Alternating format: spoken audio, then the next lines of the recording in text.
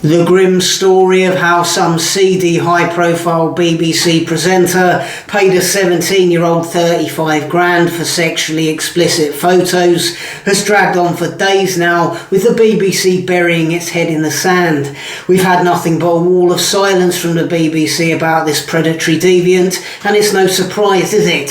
The BBC has a history of covering up for sick perverts, enabling their vile activities and paying them a fat salary at the same time. When the truth came out about Savile and his utter depravity, it was a moment of grim national reflection. There was a culture shift. People started to feel quite rightly that they couldn't trust our major public institutions and the individuals that worked within them. It left a social scar on this country that we've yet to recover from. And yet, how did the BBC respond? Was there ever a mea culpa? Was there ever an admittance that they facilitated this monster? Was there ever an apology? No, there was only the arrogant, pathetic pretense that they didn't know what was going on. Well, they did, and they failed to act whilst young lives were being destroyed.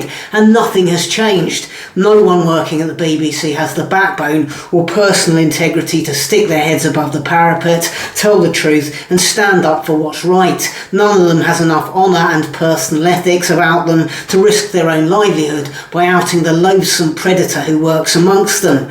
Rather than stick their necks on the line, they'd rather carry on letting this bloke ruin young people's lives. They're all self-serving cowards.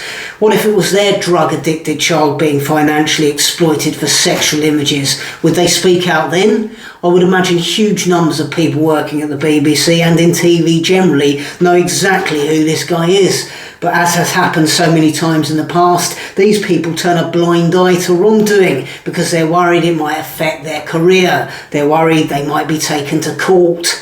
The sad irony is that every time these spineless TV narcissists protect one of their colleagues at the expense of the safety of vulnerable young people, millions of viewers switch off in disgust and cancel their licence fees, and the BBC edges ever closer to the scrap heap, taking their overpaid jobs with it.